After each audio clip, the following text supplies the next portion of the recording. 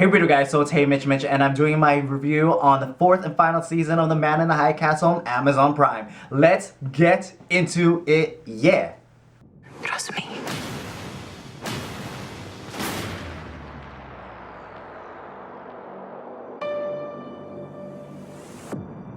If the Nazis can be beaten in that world, they can be beaten in this one. America is a rebel nation. Only an American can truly control it. The Reich murdered our sons. These two empires that we fight for, they're little more than sandcastles. Only the tides are forever. We are going to fight back.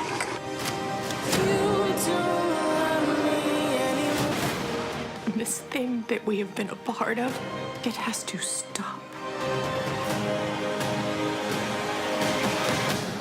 I don't know how.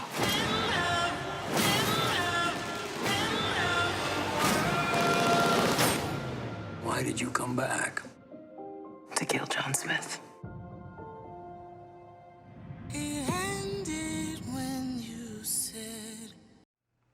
Alright, so the fourth and final season of The Man in the High Castle dropped like a month or so ago, and I finally got the time to binge it over like 2 days and do a final review and talk about this review and talk about the show and everything. So I'll do some non-spoilers and some spoilers and everything in between, and so yeah, because it's pretty much the season finale, so I want to talk about it, and so yeah. Alright, so for those who don't know, Man in the High Castle, it's based off of the book. It's kind of like one of those alternate histories, think of like The Handmaid's Tale and everything. So in this series, it is about how pretty much the Nazi won World War II, and the United States is broken up into essentially half of it, everything right of the Rockies is the Reich, Nazi territory.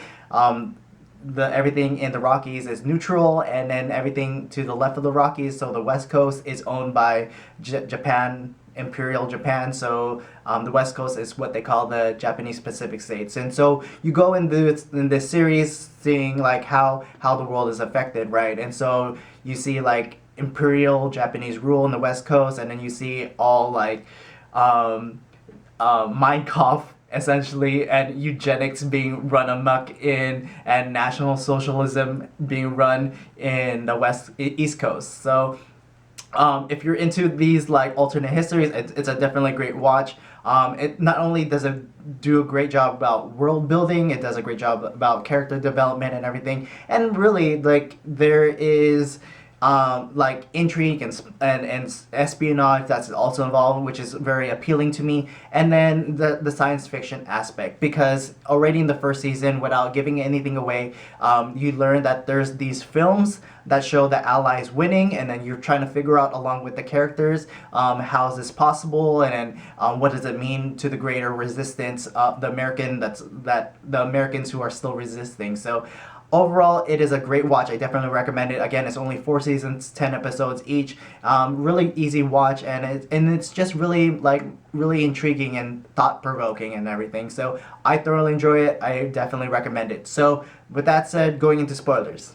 The fourth season, I thoroughly enjoyed the season. I had to binge watch it over 2 days because I thought it was very entertaining. Alright, so already I like these alternate histories anyway, so I'm really in it, right? But so the first season was very intriguing. You're trying to learn what's going on. You're learning about these new characters. You're learning about these films, whatever. I think season 2 was very weird, just because you're learning about the trade minister, and now he can teleport to the other world by the season finale, I think. And then by season 3, you let it go. Okay, so it is pure science fiction. The Nazis are building a Stargate, a slider gate, for those who remember the 90s show Sliders, to parallel universes. So like, and obviously Juliana being able to meditate, and that's how like you're all you need to do is meditate to travel to another world. And so I think, at least for me, by the third season, which I thoroughly enjoyed, you're just like, okay, this is the universe. It's pure science fiction. Go into it. It's yeah, go like straight up into it. And then obviously the fourth season is kind of like how the resistance is actually finally winning its battles and fighting back, and so you're gonna see the West Coast being won by the BCR, which I kind of want to talk about later on, and then the East Coast is being up in the air, and so I thoroughly enjoyed this. You know, like start to finish, you again with the character developments and world building and more backstory. Like I thought it was very interesting, and I think it was very well done. Could I seen another season? Maybe, sure, but I'm glad it finished where it did, you know, and I really enjoyed it. So I'm gonna like jump like here and there, plus and pros and cons type thing. So I'll just start off with the thing that kind of like off the top of my head. So the Inspector Kido. I love and hate him. Like he does a great job because he is so ruthless, right? Like I wanted him to die. Like he gets away. He should have died in that gala shooting. He should have died being hanged. He should have died in that room, the gas chamber room. Like he gets away. I'm like, I don't really want to see him have a redemption, you know. And they introduce his son, which is really kind of like how to humanize him, right? Especially towards the end, he tries to redeem himself by saving his son and joining the Yakuza, whatever. Which, by the way, his son was a cool addition. Like, obviously, he plays by Sen Misuji. He's like an actor, model person. I was following him because he was like a fashion, he upped his fashion stuff like through Tumblr and Instagram too. So he was a great addition. I think he did a great job too. So it was really cool to have him. I think he's half Japanese, half Australian. So again, really great addition, just to even the fourth season, whatever. So yeah, I really wanted Inspector Kido to die, but he didn't. So okay, whatever. But again, he's just one of those characters that you love and hate just because like he does a good job as far as hating him. And then he even like does this whole toast with all his workers, and so, but he had a good arc, and so as like quote unquote villain, right? Next is the pawn shop owner, Robert Children, I think his name is. I thoroughly enjoyed his love story. Like, I was rooting for him, and he got the girl, and everything. And then you kind of see a kind of tragedy where he couldn't go onto the boat back to Japan. But at the end, he made a deal with the Yakuza, so you're kind of like left to open to think it's open-ended, and so I'm sure he'll find a way to get a hold of his wife. I forgot the name. And so I thoroughly enjoyed that love story. Like, I don't know anyone else, but like I was rooting for him actually, because like as much as he is, he's a survivor. Like how, like, and I love that point. Like when the wife was telling about how she survived her backstory. Like he survived his, you know, like. If you can say like he was just serving whatever ruling class or whatever, but at least he was smart enough in a way, I guess, to do what he can do to survive. And so I thought I enjoyed his arc. Juliana's arc, I enjoyed it too. I thought it was very satisfying. Like to use everything she knows, right, that she has in the years and everything she gained in the resistance, and finally accomplishing her goal. I think that was really great, and so I thoroughly enjoyed her arc. You know, like it was her decision to go after Helen and everything, and so yeah, I think her arc was really great. Helen's arc was really great too. Like obviously she went to go spend time a year away and all the stuff in the neutral zone, and then that affecting her kids, especially the middle daughter and everything. And so her arc, you know, and I enjoyed it, like because she realizes like one, it's cool, like so again she went to the neutral zone and then she came back to the right so that she can be there for her daughters, and then I think that's very admirable to do, and then it's very admirable that she is upholding her husband John Smith, which is smart because obviously in order to have your kids alive, you need him alive, and that's the best possibility to have them alive. Even though you're in danger, I mean, in the Reich, but at least they have a better chances to survive if you have someone in power, right? And so she's smart enough to play the game, a Game of Thrones essentially. By the end of the season, you see that she is owning up to what she is, especially being confronted by her daughter. She is owning up to what she has done, and I'm glad that she didn't shy away from it. Like at the train, she just says to John, like, it was me, like we're dead because of me, and she owns up to it, and she knows that she was an accomplice in all of this. Like even though she recognized this was a choice 20 years ago just to save her family, she realizes that, you know, these choices had led up to the death of 1 million of people, and she is accomplished it. And I admire that she is willing to stop it, you know. And then goes into John Smith's arc. You know, with his arc, like in the beginning, you wanted to root for him because he was doing what he can to save his family, to save his son. And then this season, you just see him like going down this rabbit hole of becoming and twisted, you know. Like obviously that scene where like he goes to the Reich and then takes a coup, right? And that was a great scene because the way that it was portrayed in film, right? Like Helen was finding out that they're being wiretapped, and then like all the Hoover doing all like releasing all the tapes and everything. You like, yeah, how is he gonna come up on top of this? And then you learn like he like Order 66. He like red weddings, Hitler and all of his cohorts, and as a deal behind everyone's back to just have to remain as a field marshal for the American Reich, and then the other dude having the rest of the Nazi world. And so again, that's smart, but like at the time you don't know that's gonna happen, and so like you kind of root for him in that position. But again, he's so deep that he is okay with killing the other Americans on the West Coast. And so like having him take himself out was I don't know if it was satisfying. I don't think it was, because he didn't really pay for anything, you know, but he realized he was in his own prison, I guess, but it was kind of like in a way an easy way out. So yeah, going into the ending, which is weird. I don't know if I was the only one. I went and I was searching online to see if like fourth season of The Man in the High Castle explain. No one doesn't explain one, and it's weird. Okay, so I think having Japan retreat from the West Coast is cool, and we don't know what the black communist rebellion is gonna do. And obviously you see John Smith die, and then the next general in line puts his Nazis down. So you're left to think that maybe they want to reunite the Americas.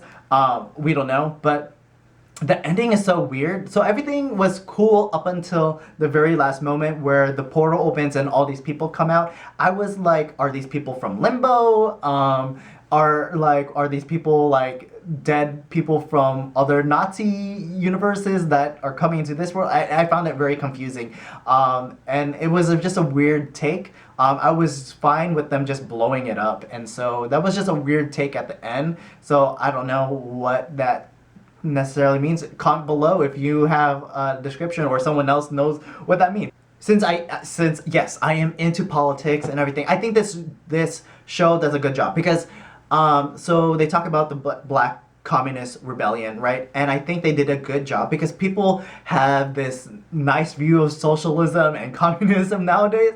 I'm glad that they're pointing it out that as communists, right, they don't care about private property, right? Like they don't care about having your own house and having a picket fence. And then obviously the black girl, I forgot, the Bella, I don't know, I forgot.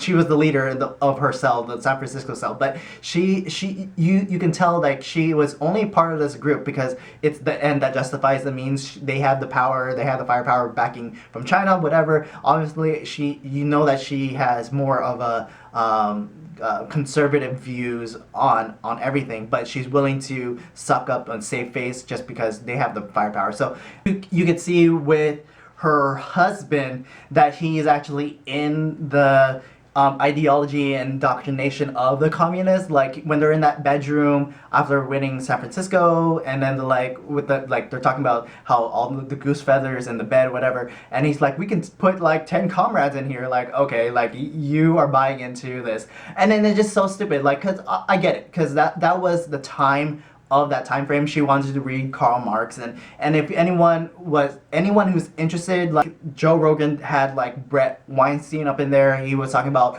Karl Marx and everything, and so yeah, so Karl Marx does a good job about critiquing capitalism, right? But he fails in giving the right prescription, and which is the prescription was like social and communism, and so because it doesn't work. It does work like if you have 100 people, but like on a nationwide scale, it doesn't work. And so I'm glad that they are actually using that, because the actual framework instead of just using it. And then same thing with like, it is a good point that they're like, Hitler says like, you don't believe in National Socialism, and it's funny because I think it's funny because people, like if you watch a lot of like Blaze TV or like these rallies at like students, like they call like Ben Shapiro a Nazi. Like you're calling someone who is an Orthodox Jew a Nazi, and you're talking about like freedom of speech is hate speech, right? And all this stuff.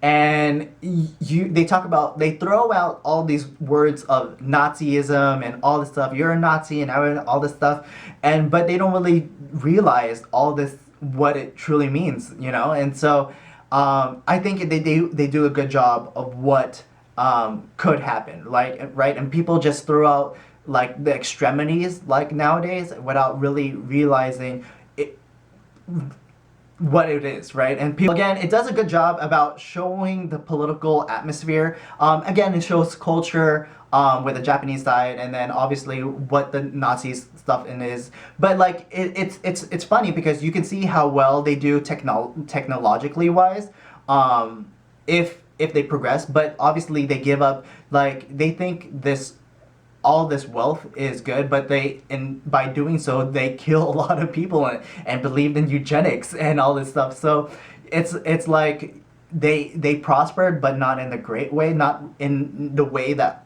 most people in the West, conservatives, liberals, hopefully think.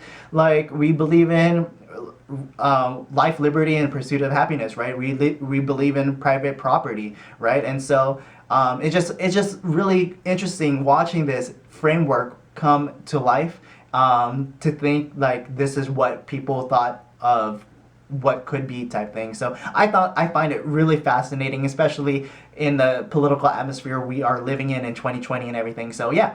Okay, so cool. I did a whole rant. Just let's go straight into overall. Again, I thought it was very interesting. I thought this was very thought-provoking and everything. It does, like I said, it does a great job about world building. All the character development was really great.